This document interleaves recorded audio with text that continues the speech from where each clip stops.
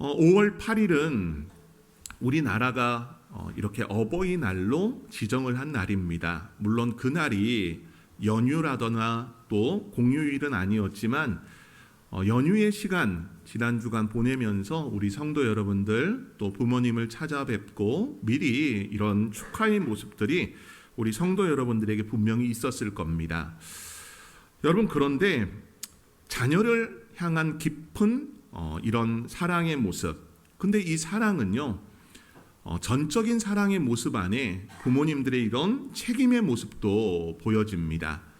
또한 보이지 않는 자리에서 날마다 여러분을 위해서 중보하고 또 믿음의 그 길을 걸어가셨던 부모님들의 여러 삶을 아마 떠올려보는 그런 시간들이 되었을 겁니다. 그런데 우리는 항상 이것을 기억해야 됩니다. 부모님을 생각할 때 좋은 감정을 가지고 있는 분들도 있어요. 부모님들의 따뜻한 손길 아래서 늘 이런 부모님이 해주시는 따뜻한 밥을 먹고 삶의 자리에 궁핍함 없이 부모님으로 말미암아 이런 기댈 수 있는 울타리가 되어주신 부모님들도 있지만요, 부모라고 하는 그 존재를 떠오를 때마다 아픔과 상처 또한 설명할 수는 없지만 이런 아픔들이 있는 우리 성도 여러분들도 분명히 있을 겁니다. 그래서 사랑받지 못한 기억들도 있고 또 받아야 할 사과가 있지만 일평생 사과 없이 지내온 그런 성도들도 있을 것입니다. 누군가에게는 이 어버이 주일이 기쁘고 행복한 날이지만은 누군가에게는 부담되고 정말 조용히 삼키고자 하는 그런 감정을 가지고 보낼 수 있는 날입니다. 그런데 이제 여러분, 이 두 개의 감정 어떤 것을 표현하기보다는 저는 여러분들이 부모님을 향해 가지고 있는 감정을 그대로 하나님 앞에 가지고 나아가기를 소망합니다. 기쁘면 기쁜 대로, 또 애환을 가지고 있다면 애환을 가지고 있는 대로 그 안에서 하나님께서 여러분의 아빠, 아버지가 되어주심에 여러분들에게 응원도 해주시고 여러분들을 지지해 주시고 또 때로는 눈물을 닦아주시며 여러분들을 안아주시는 은혜가 우리 성도 여러분의 삶에 있을 것입니다. 그리고 오늘 욥기의 한 장면을 보면서 우리는 질문하게 됩니다. 바로 그래도 하나님을 붙드시겠습니까? 라고 하는 질문입니다. 이 질문이 오늘 설교의 제목인데요. 하나님을 향한 이런 삶을 살아가다가 보면은 고난이란 것을 당할 때가 있습니다. 여러분의 괴로운 순간들, 여러분들의 마음이 몹시 힘들고 어려울 때가 우리 성도 여러분들에게 분명하게 있을 것입니다. 그 속에서 고통과 고난, 이 질문을 우리는 어떻게 행해가고 있습니까? 하나님에 향한 이 신뢰가 흔들릴 때도 여전히 우리는 하나님을 과연 끝까지 바라보고 하나님을 향해야 하는가라는 그런 질문과 물음을 할 때가 있습니다. 오늘 우리가 삶의 모든 자리에서, 심지어 상처의 자리에서도 여전히 하나님이 우리와 함께 하신다는 사실을 발견하는 은혜가 우리 성도 여러분들의 삶, 여러분들의 일상에 더해지는 역사 있기를 소망합니다. 오늘 이 욥의 고통, 고난은 우리에게 신학적인 질문을 던집니다. 우리는 흔히 욥기를 이야기할 때 욥의 고난, 또 인내, 믿음의 시험을 다룬 책으로 이해를 합니다. 아마도 여러분들이 야고보서 5장 11절 말씀에 기록하고 있는 욥의 인내에 관한 내용들 때문인지 이 욥기를 바라볼 때 인내, 고난, 믿음의 시험, 이런 것으로 여길 때가 있습니다. 물론 그런 면도 분명히 있습니다. 그런데 여러분들, 오늘 이 욥기의 그런 말씀은요, 단지 우리에게 어려움을 잘 참자, 인내하자라는 이야기를 하고자 하는 것이 아닙니다. 욥기 1장과 2장을 자세히 들여다보면은 여기에는 특별한 장면이 등장을 합니다. 그 장면은 바로 하나님 나라에서 펼쳐지고 있는 재판입니다. 마치 우주적 법정에 들어서서 하나님과 사탄 사이에 대화가 오가지 않습니까? 이 대화에 사탄이 어떻게 말합니까? 욥기 1장 9절 말씀을 보면은 사탄이 여호와께 대답하여 이르되 욥이 어찌 까닭 없이 하나님을 경외하리이까? 라고 말합니다. 여러분, 이 말은요, 욥이 정말 하나님 자체를 사랑해서 믿을까요? 아니면 하나님이 주신 복 때문에 믿는 건가요? 라고 하는 질문입니다. 여러분, 이 질문은 단순하게 욥 한 사람에게 던지는 질문이 아니라 바로 우리에게도 던져지는 질문이기도 합니다. 오늘 우리가 믿고 있는 하나님, 그 하나님은 진짜 하나님 그분일까요?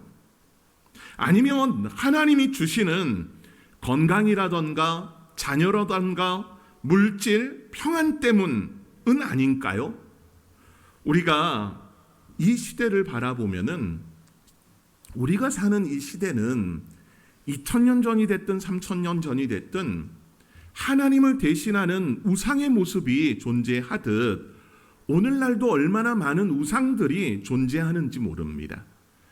마치 과거의 시대, 고대 시대에 만들어 놓은 조각상을 향해서 경배하는 것이 아니라 눈에 보이지 않는 무언가를 향해서 우상처럼 여기고 있지는 않습니까? 오늘날 우리에게 우상은 하나님이 아니라 하나님의 선물은 아닐까요? 하나님의 선물이 우상은 아닐까요? 많은 사람들이 하나님 자체를 사랑하기보다는 하나님께서 우리에게 더해 주신 그 무언가들을 향해서만 달려가고 있지는 않을까요? 하나님이 목적이 아니라 수단이 되어버린 시대가 오늘날 시대이지는 않습니까? 오늘 욥의 고난은 단순히 고통의 이야기가 아니라 이 고통을 통해서 주시는 질문이 있습니다. 너는 나 하나님 자체를 사랑하니? 아니면 하나님이 주신 어떤 것을 사랑하니? 여러분, 우리는 이 질문 속에 조용히 여러분의 마음을 한번 들여다봐야 됩니다. 욥처럼 아무것도 남지 않은 순간 하나님을 여전히 사랑하고 신뢰할 수 있을까? 아니면 오늘 욥이 우리에게 던지는 이 정말 깊고 본질적인 그런 질문을 우리 자신에게 행할 때 여러분은 뭐라고 답할 수 있겠습니까? 여러분은 하나님을 사랑하십니까? 하나님이 주신 것을 사랑하고 있습니까? 오늘 욥의 이 모습을 보면요, 두 사람의 반응이 첨예하게 다른 걸 봐요. 이 두 사람은 삶을 각각 했던 사람들이 아니에요. 한 집에 살고 한 하나님을 섬겼던, 그리고 일평생 부부의 연을 맺고 있었던 사람 아닙니까? 욥과 욥의 아내. 먼저 우리 욥의 아내를 보시기 바랍니다. 욥의 고난 앞에 남아있는 사람은 욥의 부인, 이 아내 한 사람입니다. 가장 가까이에서 부유할 때도 욥과 함께 했었고, 욥이 모든 것을 다 잃고 그의 몸까지도 모두 망가진 그런 상황 속에 욥의 아내는 가장 가까이에서 욥을 바라보고 있습니다. 근데 욥을 바라보는 이 욥의 아내의 말이 무엇입니까? 오늘 본문인 2장 9절 말씀을 우리 함께 읽어보도록 하겠습니다. 시작.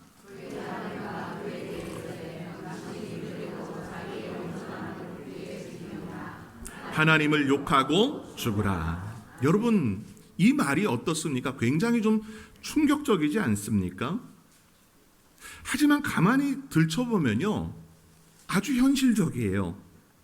그리고 너무나 진솔한 말입니다. 욥의 아내는 지금 극심한 절망 앞에서 신학적인 논리보다는 자기의 감정에 있는 그대로 반응하고 있는 겁니다. 그녀는 더 이상 설명할 수도 없고 견딜 수도 없는 고통 속에서 하나님께 등을 돌릴 것을 욥에게 권하고 있는 거예요. 여러분, 심리학자인 헬렌 루이스라고 하는 사람이 이런 이야기를 했습니다. 사람은 고난을 당할 때 믿음보다는 감정으로 반응한다라고 말했습니다. 여러분, 동의가 돼요. 어떤 어려움이 찾아오면은 여러분 믿음으로 먼저 반응합니까? 아니면 여러분의 감정이 먼저 반응합니까? 우리는 감정이 앞설 거예요. 여러분 앞에 갑자기 그 차선을 넘어서 들어와 여러분의 앞을 막은 차가 있다면 여러분 어떻게 반응합니까? 바로 입에서 뭔 말이 나옵니까? 앞사람을 사랑합니다 라고 말합니까? 그러지 않을 거예요. 대부분의 분들은 욕을 하든지 하면서 앞사람을 향해서 저주를 퍼부을 겁니다. 욥의 아내의 모습은 어떻습니까? 여러분, 이건 틀린 반응이 아닙니다. 너무나 현실적이에요.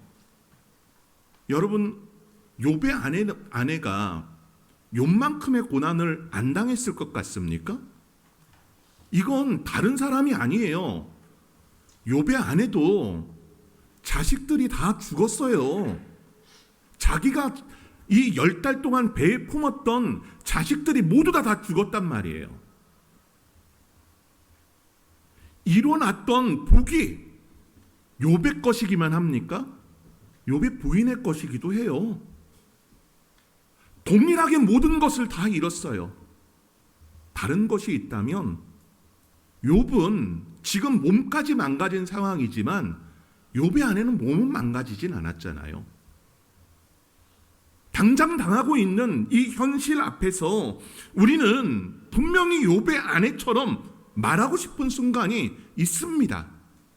욥의 아내에게 믿음이 없기 때문입니까? 여러분, 한번 잘 생각해 보세요. 하나님, 제가 교회를 위해서 얼마나 충성스럽고 얼마나 헌신했는데 하나님, 왜 저는 이런 어려움을 당합니까?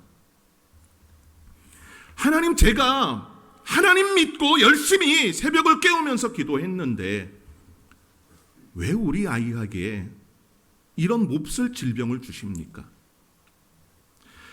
하나님, 주님을 정말로 사랑하면서 우리 부부가 말씀하신 대로 살았는데 왜 남편을, 왜 아내를 먼저 데려가십니까? 주일 성수를 하면서 제가 11조 하라는 거 다 들었는데 왜 제가 직장에서 잘려야 됩니까? 여러분, 이런 일들 있지 않습니까? 그때마다 여러분들은 욥처럼 말합니까? 욥의 아내처럼 말합니까? 우리가 부딪히는 이 현실 앞에서는 욥의 아내처럼 말이 터져 나와요. 하나님, 이게 뭡니까? 도대체 제가 뭘 잘못했습니까? 사랑하는 성도 여러분, 이 절망은요, 단순히 불신앙을 표현한 것이 아닙니다. 오히려 하나님을 향했던 자신의 기대가 무너졌을 때 하나님을 철저히 믿었던 이 신뢰가 상처를 입었을 때 나오는 절규입니다. 욥의 아내의 이 절규의 모습은요, 우리의 모습과도 같아요. 우리가 지금 하나님을 믿지만 동시에 너무나 인간적이고 너무나 현실적인 고민 앞에 서 있는 우리의 모습처럼 말입니다. 하지만 이 장면에서 우리는 이렇게 묻습니다. 믿음이 무너질 때 그 자리에서 우리는 어떤 반응을 선택할 것인가? 감정에 사로잡혀 절규할 것인가? 아니면 이 문제를 가지고 하나님 앞에 설 것인가? 욥의 아내가 현실적인 부분으로 말했다면은 욥의 반응을 우리는 또한 봐야 됩니다. 욥의 반응을 우리가 볼까요? 욥은 아내의 이 충격적인 말에 어떻게 반응할까요? 본문인 10절 말씀을 다시 한번 우리가 읽어보도록 하겠습니다. 시작. 그가 이르되 우리가 하나님께 복을 받았은즉 화도 받지 아니하겠느냐 하고 이 모든 일에 욥의 입술은 범죄하지 아니하니라. 아멘. 여러분, 이건 믿을 수 없을 정도로의 대답 아닙니까? 모든 것을 잃고 몸까지도 병들었고 사랑하는 그 가족들까지도 외면하고 있는 이런 상황 속에 욥은 여전히, 아니 오히려 하나님을 향한 그 신뢰의 고백을 이어가고 있습니다. 이 10절의 욥의 고백을 보면요, 본문에 이렇게 말씀해요. 그대의 말이 한 어리석은 여자의 말 같다. 아내가 하는 이 말이 어리석은 여자의 말 같다라는 거예요. 근데 여기에서 어리석다라는 것은 욥이 감정적으로 지금 이야기하는 것도 아니고요. 욥의 아내가 너는 참 무식하고 너는 참 똑똑하지 않다라는 뜻으로 어리석다라는 걸 이야기하고 있는 게 아니에요. 여기 히브리어인 나발은 욥이 아내를 향해서 어리석다라고 말할 때 그저 우리가 알고 있는 무지의 부분을 이야기하는 것이 아니라 아내에게 왜 하나님을 배제하고 생각하느냐라는 것을 이야기하는 거예요. 좀 더 깊이 이야기하면은 왜 하나님 없는 세계관을 가지고 있느냐고 말하는 겁니다. 여러분, 욥의 아내가 신앙이 없었을까요? 아니, 욥은 하나님 앞에 범죄하는데 욥의 아내는 안 했을까요? 다른 신을 섬기기 때문에? 아닐 겁니다. 하나님을 예배하는 자리에 욥을 따라서 욥의 자녀들과 함께 하나님을 예배하는 그 자리에 나갔을 겁니다. 그러나 욥의 아내의 그 모습은 하나님을 믿는 것처럼 보이지만은 그의 내면의 깊이 안에서는 하나님 없이 사고하는 거예요. 성도 여러분들 어떻습니까? 여러분들은 하나님의 말씀을 많이 암송하고 있고 매일 리딩 지저스의 순서에 따라서 성경을 통독하고 있습니다. 성경을 매일 몇 장씩 보고 있고 그 말씀을 붙들고 기도하고 예배의 자리에 빠지지 않고 나오고 있는데 여러분은 그렇다 한다면 욥의 아내와는 거리가 멀다라고 생각되십니까? 여러분의 사고방식, 여러분이 가지고 있는 세계관 중에 하나는 하나님 없는 세계관은 아닙니까? 욥은 지금 고통 속에서도 하나님을 신뢰하는 깊은 그런 모습을 우리에게 보여주고 있습니다. 하나님을 신뢰한다는 것은요, 단지 하나님이 행하신 일들, 그것을 이해하지 못해도 그분의 성품은 기억해가고 있다라는 겁니다. 하나님이 행하신 일은 악한 일입니까? 선한 일입니까? 선악의 부분으로 본다고 한다면 성경 속의 하나님은 악한 일을 하시는 분이 아닙니다. 선한 일들을 하십니다. 그 선한 일들을 하심에 우리에게는 고통으로 찾아올 때가 있어요. 그러면 우리는 이 문제에 대해 답을 찾으려고 합니다. 하나님, 제가 왜 이런 고난과 고통을 당하고 눈물과 아픔을 제가 겪어야 합니까? 우리는 여기에 대한 해답을 찾으려고 해요. 욥은 이 모든 상황을 이해하지 못합니다. 한순간 자기의 자식들이 다 죽었어요. 한순간 자기의 모든 소유물들이 다 도둑질 맞고 다 불타버린 상황이에요. 자기의 몸도 몹쓰게 될 그런 상태 가운데 지쳐 있습니다. 여러분, 욥이 당하는 이 고난을 설명하진 못해요. 욥기를 읽어보셔서 아시잖아요. 여러분, 욥의 3명의 친구들 어떻습니까? 또 성경 후반에, 욥기 후반에 나왔던 엘리후의 모습, 또한 38장서부터 이어지는 하나님과의 욥과 대화의 그 모습, 여러분, 거기에서 우리는 고통과 고난의 해답을 찾으려고 합니다. 그러나 그게 아니에요. 우리가 당하고 있는 이 고난, 그 고통 속에서도 하나님은 선하신 일들을 여전히 하고 있다라는 겁니다.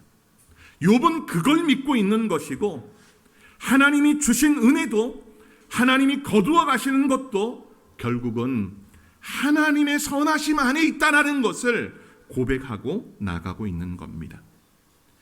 욥의 믿음은 단지 감정적인 믿음이 아닙니다.